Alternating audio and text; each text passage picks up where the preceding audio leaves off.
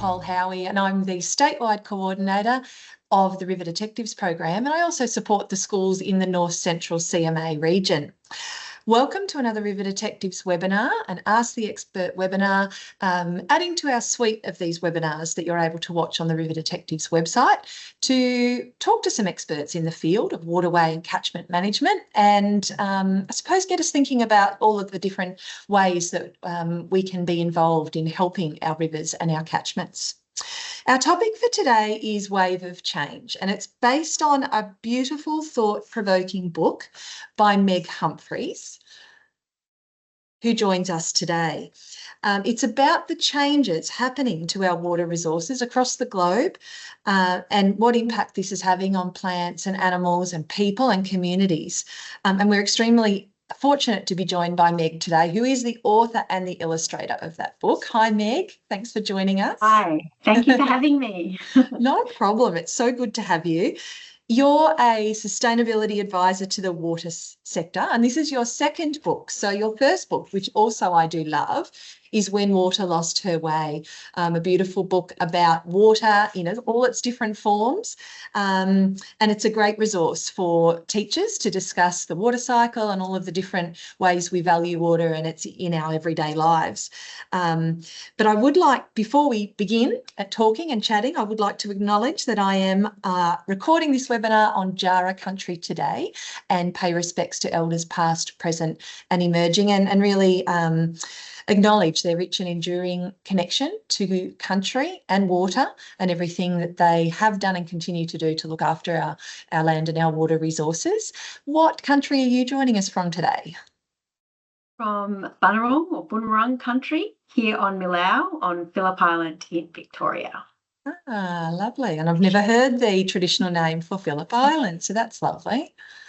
Yeah. Great. Well, we were lucky to we've cast the net out to ask for questions from students who may have watched an online recording of your book, Wave of Change, because it's a very thought-provoking book, and we wanted not myself to be asking you questions, but the questions to come from students. So we have had a great response from Cornish College. Their grade 5 students participate in the River Detectives program. They've watched the online reading of the book. They've had a lot of thinking time and come up with some comments and questions and even some reflections and ideas to shape our chat today. They're really active River Detective School. They monitor the Paterson River in southeast Melbourne, and they've uploaded so much data this year. So they're a very active River Detective School. So they've got some insightful questions for you. So we will start with a question from Emmy and Tom about you, I suppose. First of all, Meg, how did you find your passion to work in the water industry? Yes, I've been in the water industry now for probably 13 or 14 years, and it's such a special and amazing place to work because you get to work with community. Water is such an essential thing for our communities and to help and public health as well, from the management of wastewater in the urban environment too. So I came into water originally from geology, and then I worked in groundwater, so thinking about monitoring water resources under the ground. And then it was when I moved here to Millau on Phillip Island when I took a role in the urban water industry, and I have been there since, and I love it. It's really purpose-driven. We have to always think about community at the front of what we do, and there's a lot of sharing with other water utilities about how they're doing things and how we can do things better and be more sustainable in the future. So it's a really great alignment of value and also interest, because there's so much changing in the water industry and around the world with climate change and what we'll be talking about today. So it's a really exciting place to be, where we need to think about how we can do things differently to support a more sustainable future. Yeah, and we can't live without water. So, you are talking about really important issues that do affect us all. So, and everyone has a say in that, don't they? Like an opinion and a right to be in that conversation. So Yeah, so it must be a very rewarding job. And what made you feel so connected specifically to water? Is there anything, that was a question from Tom, is there anything in your childhood or your later teenage years or study that led you to that connection with water? Absolutely. I've always been really connected with water. We went to the coast a lot growing up, and I surf, and I've surfed all around the world, and it's a really big part of my life and a big part of why I wanted to move to Phillip Island. So being in water and not just sort of surfing waves, but also swimming and just being immersed in water has always been a really grounding place for me to go whenever I'm feeling down or when I'm whatever you're feeling, it's always there. And it's a beautiful getting back to sea country. It's such a special place for me, and it's really helped. And in the work that I do with the artwork, I love observing water too. So waves, but also clouds, and just what water's looking like in the landscape. So it's but also a really stimulating area in my work too. So it's bringing together that sort of more technical thinking along with the feeling that I get from being around water. So it's a really special thing to me. Yeah. Yeah. Oh, beautiful. That sounds lovely. And I suppose that's what we hope for all our students, isn't it? That they find that thing in nature, whether it's water or trees or birds or the land, or that makes meaning for them, and that's what drives their passion and their desire to look after it. So in terms of then morphing into the author-illustrator role, Alice and Ava, Alfred and Chloe, they all asked similar questions, wondering where that inspiration came from to become an author and illustrator and to write stories with that water theme. Yeah, thank you. You've probably already answered it in some ways. Yes, I think the connection is a big one. But I think when I went through university and when I think about the trouble that we're in today with how where humanity is at, with how we've been managing our resources, a lot of that has come from separation and separation from nature. And I think, this is more of a grown-up thing. I think kids are well connected with nature and really understand that. But as you get older and in the world that we live in, and with progress and cities building up, and we're getting more and more removed from where food comes from, where water comes from, those sorts of connections and seasonal connection too. So what I love about water is we all have a relationship with water. We need to drink it. It's in our bodies. It's everywhere. And I thought this is such an important way to sort of help try and bring us back in connection, because part of that connection back to nature, back to ourselves, is part of the solution of how we can move forward. So when I thought about this book, I thought, well, water's a really great way to start, and creating a character out of water for me was a way to think about how we might start stitching back together these sort of separate parts. We also taught that in school, that there's this subject and that subject, and I feel that art and science, they're not actually so different. There's a lot of observation. There's so I think there's also this stitching back together that I hope and that I've tried to do in this book. And when I was at school, I also studied fine art through high school as well. So I always had this sort of art and science kind of thing going on inside, and it's nice to bring that together. And in story and in narrative, I thought it's a really powerful way to try and share a different way of thinking about things. And I'm probably more speaking for adults who might be reading these books to their children, because I think children get this more easily, and as you get older, we get conditioned in certain ways. So so this story is for children, but it's also for the grown-ups that read this book. Absolutely. I think all picture storybooks are, aren't they? And having, you're right, having water as a character, just brings that next level of connection to, think of it not as an abstract concept, but it's something that's very much something that we have that very close relationship that deserves our respect and our thoughts, and just like any person. Yeah, beautiful. I love that. And specifically, so both of your books, as we know, have both been around water, which ties in beautifully with your passion and your skills and your interests.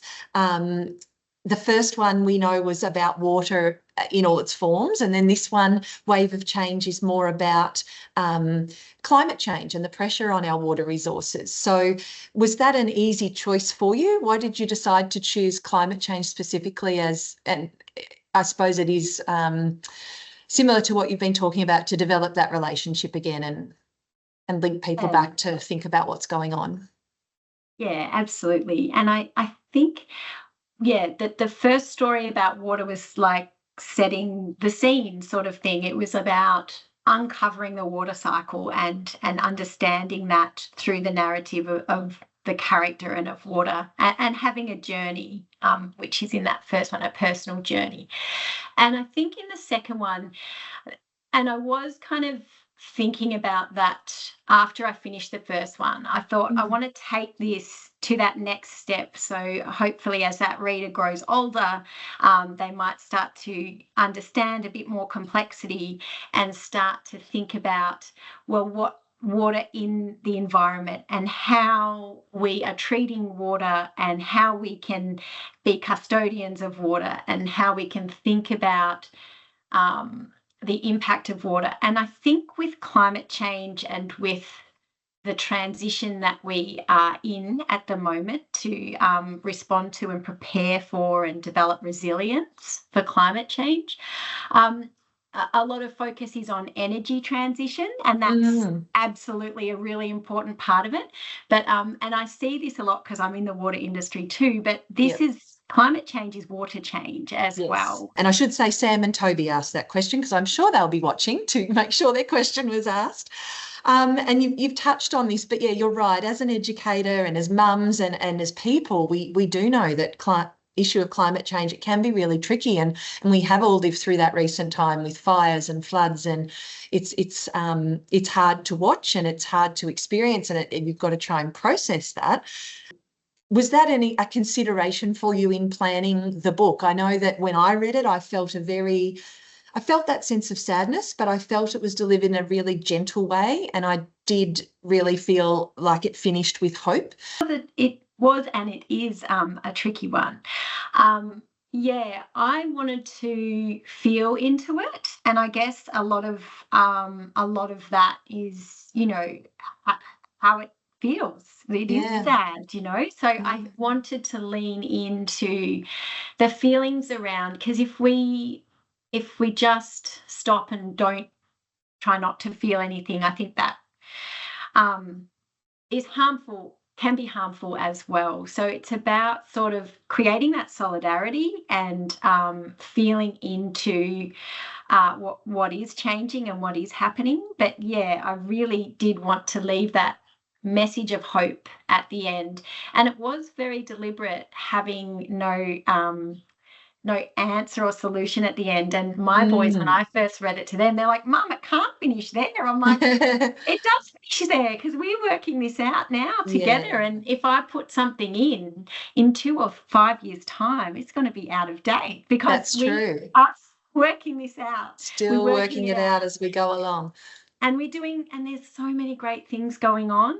It's like I am inspired every day. I'm talking with people doing their best, working on this all the time. And I'm seeing really great shift and change and collaboration across, even from different areas, from consultants to water utility members. Everyone's trying to help each other out and work out how we can best do this. And I think that is what gives me so much hope for the future. Oh, well, that's great that through this webinar too, that's the message we'll be giving to students, that, even if you felt a little bit disillusioned or sad at the end of the book, just know that, there's a lot of very passionate, clever people working on this. We can all do this together. So we'll share the video now, the online reading. The book obviously is available from all good bookshops, but we have put together an online reading so that people can access it online as well. So let's take a look at that. Hi there, I'm Nicole Howie. I'm the River Detectives Coordinator at the North Central Catchment Management Authority. I'd love to share with you today a beautiful book by Meg Humphrys. She's written 2 books. Her first book, When Water Lost Her Way, is a lovely story exploring all of the forms of water, how water moves around, and all of the things that depend on it, both living and non-living. But today our focus is Meg's second book, Wave of Change. So I'd love to share that with you now. Wave of Change, written and illustrated by Meg Humphrys. Water danced through her forms as she always had. She swirled, tumbled and somersaulted across the sky. Melting, sweeping and seeping down into darkness, she was carried along by the waves of the ocean and lifted back to the vast skies again. But the landscape was changing, and so was the rhythm of her dance. The world around her began to call for help.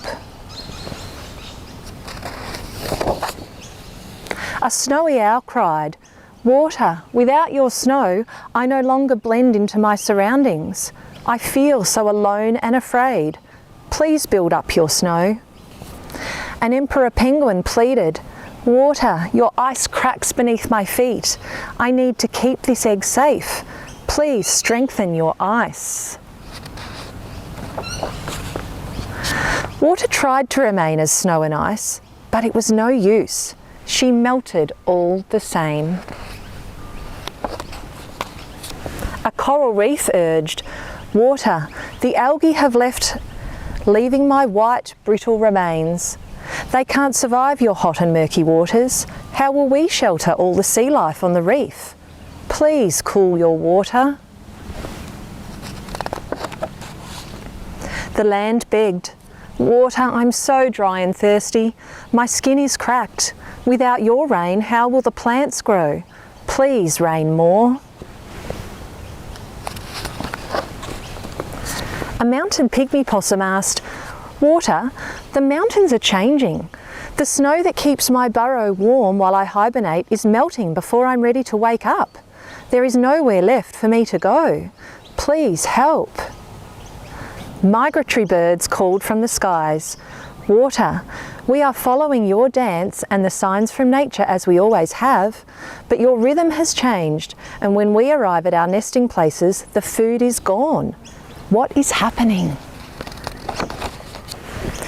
Water knew her dance had changed before, but this felt different. Water thought, "My friend Old Tree will be able to help me understand why everything is changing." Old Tree looked different since Water's last visit. "What is happening to me, Old Tree?" she asked. "The world is calling for my help, but I can't seem to control the rhythm of my dance."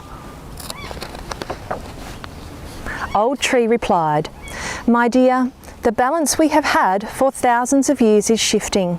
Humans overuse our life stores and clear our wild places. The earth is heating up, the land is drying out, and hotter days place more stress on plants and animals, which are already struggling from the destruction of their homes. The warmer air gives heavier downpours and less frequent rain. Your ice melts more quickly and your seas are rising." "Oh, do the humans know what they are doing?" Water asked. But there was no time for an answer. A gust of wind blew the last seed from Old Tree, and it was carried on the wind across the sky. Old Tree took her last breath. Her life stores shriveled and rested on the earth. Water sank down from Old Tree's roots, overcome with sadness. Feeling helpless, Water drifted through her forms, hardly noticing she had been lifted to the sky, had fallen as rain, and had formed part of the ocean, lapping on the shore of a low-lying island. A child sat watching her and pleaded, "Please don't cover our island with your seas. This is our home." Water sadly told the child what Old Tree had said, and a tear rolled down the child's face. I wonder what you're feeling at this point in the story. Water thought of that seed from Old Tree and asked the child, "I have an idea. Can you help me?" The child replied, Oh, I hope so. But what could I do? And that's the last page. That's the end of our story. What could I do? Asked the child. So Meg's left us with a really interesting open-ended question there. We've noticed the ice is cracking, the snow is melting, the seas are rising, rainfall is changing. Things are changing, and I wonder why. What could you do? What could you do as an individual? What could you do as a family, as a school, or even as a community? It's time to start thinking. Start thinking. I believe in you. I believe in you, and I believe in us as a human race. We can do something to help. Let's start thinking and take some action. So Natalia was really honest in saying, in terms of her reactions to the story, that it was lovely. But she did say it made me have a mix of feelings. The story told true problems that are happening in the world, and it really made me think that we should make a difference by doing little things. So I love that comment from her. I think she sums up the book. She sums it up to admit that yes, it is a bit shocking, and it's it really puts it right out there that these things are happening, but it's also inspiring. I think she definitely felt inspired, and I know that's what you hoped for from the book. And Fletcher asks, which I think you've already said in terms of your life and how you, as a mum, you think about climate change. But yeah, what's your overriding feeling? Are you feeling hopeful? Yeah, absolutely. I think that hope is a nicer feeling to have as well. Very much so. Yes. You have to be hopeful. Yeah, and I think the other huge opportunity with having to address this problem that's coming to the forefront of most countries now, they're all focused on resolving and preparing for climate and developing climate resilience, is that in doing that, when we're addressing challenges with climate change and solutions, they're also going to fix other problems like air quality, nature repair, regenerating nature. We have to, and it's going to help us think longer term and change some of the ways we have been living, like as a whole, as a humanity on this planet. And so I think that's really exciting, that when we're tackling this, we can also tackle some of those other issues too. Yeah, I love the thought of a world where things are greener and cleaner and more connected, and it's going to have spin-offs. It's a great way to feel. So, and Natalia also, she's very insightful because she's already also acknowledged that it was almost as though in the book you were writing down your own emotions and putting how you felt into the story. So similar to this page of the book, saying that water sank down from old trees' roots, overcome with sadness. She felt that, perhaps at times that's how you have felt, or that's how you imagine some people do feel at times. Oh, yeah, absolutely. Yeah. Yes, absolutely. And, I sit in big conferences where I'm hearing from the latest scientists talking about, ocean melt and things that are changing. And I feel really sad. But then I come home and I think about what I can do in my community to help and the little changes I can make, because I think all of our little changes are all little ripples and they add up to one big wave. Absolutely. That's a nice way to put it. The ripple effect. Yes. The ripple effect. And Charlotte, just to share another comment, Charlotte commented, "I love the book and the way it warns us about the ice cracking and how the animals are losing their homes." So that was a nice little thought from Charlotte. And Fletcher liked the book because it really put it out there, he said. For those who didn't know about climate change, you can't say you don't know by the time you've read this book. It really puts it out there. And Xander said the book was really eye-opening. So these are all really lovely things that these grade 5 students have said. And to share this page, so we've already talked a little bit about it, but Elvin, Alfred and Chloe, they all commented that they really liked the ending. So Elvin did say, I liked how you had an open-ended question at the end because it really made me think. And you're right, it kind of feels a bit abrupt at the time, but then it's over to us, isn't it? It's what real life is. It's what are we going to do about it? How are we going to work together? So Alfred also said, the last sentence you ended with makes me wonder about all the possibilities to save the ocean. And Chloe liked how the child at the end said, how can I help? What could I do? As if you're saying to your readers, what are the little things that you could do to help? So yeah, I think that was a really effective ending. So it's definitely had its the right, it's been taken in the right way. These children definitely commented that was a discussion they went on to have at school after listening to the story. So that's lovely. Yeah. And although some children, they did say they would have liked some concrete specific suggestions, what can we do to help? So, I suppose, and you've already said that was your idea, was it, that, by making it open-ended, I'll stop sharing that now, it just made it more, I suppose, gave the book longevity because you don't want it to date, that these things have already been thought of. If someone reads this book in 5 years' time and I suppose you don't want to pigeonhole the solutions either. Yeah. Is there anything else to add around that choice to have such an open-ended finish? Yeah.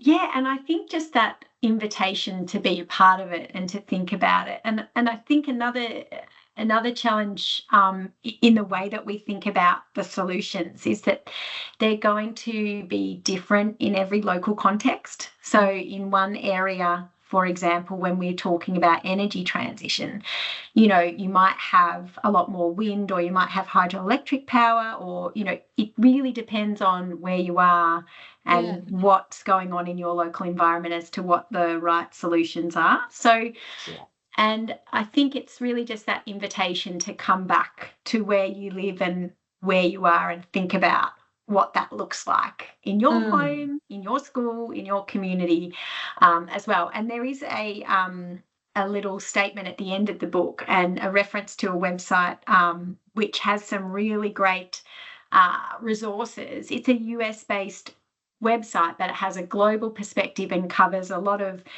solutions from all around the world, and it's all about resolving and solving the climate crisis in 10 years, sort of with an idea that if we all collectively focus on this and work together. And it's not just in the environment spheres. This is it across all industries, transport, fashion, like everywhere. There is something that everyone from wherever they work, whatever job, they have a role, and their workplace and their school and their community has a role. So quite a few children, Jethro, Harvey, Xander, Lockie, Emmy, Matilda, River, they did all ask some specific questions about environmental issues, sort of what will happen if the ice melts completely, or, will there be any water left in future, or how long until climate change is irreversible? And they're all great questions, but rather than, answer those specifically in this chat, I thought we'll focus on that, creating hope and showing what is happening as we're moving forward and coming up with some solutions. So, because we know it's not children's job to fix these problems. It's nobody's job alone. And the very biggest problems, need very big solutions and very big brains and passion thinking about things that can be done at much higher levels than your average school and home. But there are things that we can all do. So I suppose we've come to that part of the webinar where we think a little bit about some things. I suppose if we start first with some things that you would suggest that are things that kids could do in their local school, in their local community, or even just simple things at home in their everyday lives. Yeah, of course, there's lots. So in your home, I'll start there. That a lot of emissions, which is causing this problem, come from greenhouse gases from waste. So having your at-home compost bin and using that as a conditioner in your back garden is a huge contributor to reducing emissions, because when you have organic waste going into landfill, that becomes a significant source of methane gas emissions. So you can have a role in that at home. You might already have a green bin out the front anyway. There's a lot of councils that are rolling those out across the place. So just making sure that your organic waste is going into the green bin is really helping as well. There's another big area that we've been looking at in the water industry, which is heating water. So hot water use in your home is usually powered by either it's gas or electricity. And so actually having shorter showers with hot water, not only does it save the water, which goes through a whole treatment process, which also uses energy, but it also, so it reduces your water use from home, having a shorter shower, but it also reduces greenhouse gas emissions, because heating of water is actually it's 8% of Australia's emissions from heating water, not just in the home, but also in industrial big kind of factories and things. So that's another area in your own home that you can do. And likewise at your school, you can start having these conversations at school. Do you have a water saving device on your shower? You know, that is going to save a lot of emissions, and also money and power as well. So it's going to help in lots of areas and preserve water, which we need to do as well. So there's these, we call them a nexus, which means it's solving one part of a problem, but also another part of a problem by looking at, you know, a good solution, which is often around, you know, conserving or reducing use and changing your behaviour a little bit. I mean, still enjoy that warm shower and enjoy that water. It's important for that. But then, you know, just recognise that it's a valuable resource, and then, you know, using it wisely. Yes. So there are a couple of things there. Yeah. Great. And I know that some of our schools listening will also be Resource Smart schools, and that's, you know, a really great program where they're learning about, what in the areas of waste, energy, biodiversity and water, and auditing their school's use and putting things in place to make sure that they're saving energy and waste, and ticking lots of amazing goals with that. So the two programs work really well together. So we've got a whole raft of students out there doing amazing things in, you know, sustainability education at school, which I find really, really heartening as an educator. And we know the power of pest to power. So we hope they're all going home then and taking those messages home to families and saying, why aren't we composting and why aren't we having a timer on our shower? So, yeah, I think the future is bright if this is the knowledge that our students are getting at school. And can you, I suppose, from your work in the water industry, it would be really interesting for us to find out at a higher level there what are some of the initiatives that are starting to come through to combat climate change?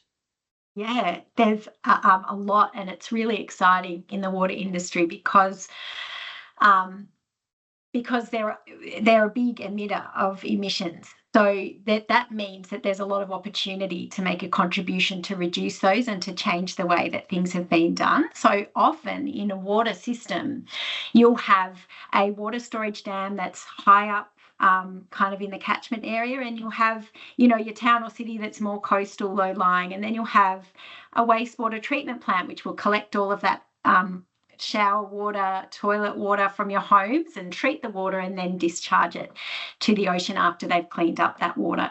So as I said earlier with the composting, the treatment of wastewater is actually a large source of greenhouse gas emissions. But there's some really exciting opportunities, and many utilities are already doing this, and some have plans on the way to do it. But it's about harvesting the gas, so the greenhouse gases that are coming from the wastewater treatment plant. They can be harvested. You can put a cover on lagoons and capture that gas, and then actually use that as an energy source to power the treatment plant. So that's one, it's called like a waste to energy or biogas, and you can run a turbine and generate electricity.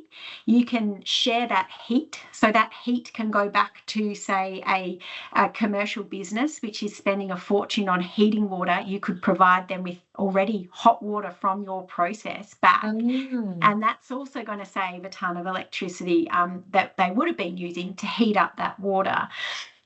There's also biosolids, so the solid material that goes into a wastewater treatment plant can become a soil conditioner, and it's full of really, phosphorus and nitrogen, things that farmers buy now that's mined and is expensive from overseas.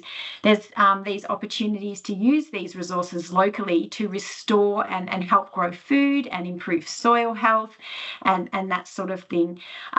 There's also work going on with the opportunity to use recycled water to reinstate wetlands and provide flow for the environment when we're going to be in drought periods. So there is a lot of material. And so if you think about the energy that the food that we eat is energy, and then that goes and passes through us into our poo, and then it goes into a wastewater treatment plant. That energy can be recovered at that site and used to help power and help our communities thrive. And that is a really exciting opportunity. And that is how most water utilities are looking to reach their net zero, along with things like renewable energy generation. So there's a lot of people putting in solar, like you might have solar on your roof. This is solar that's like on their farmland or on their treatment lagoons. There's floating solar.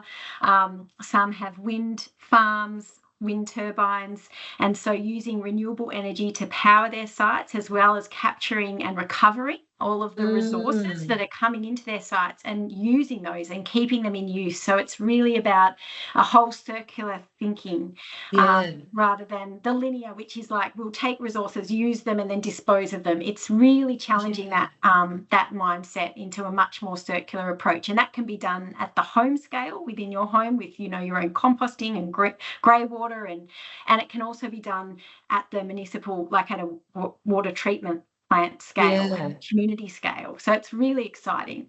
Love that. Yeah, the circle just came to mind to me. It's often, well, we learn as kids, don't we, that you eat, you poo, and that's the end of it, but it's actually, just the start of producing something that can be used and fed back into the system. Yeah. They're recovering cellulose from toilet paper. Like there's all kinds of things, recovering grit that can go into asphalt and roads.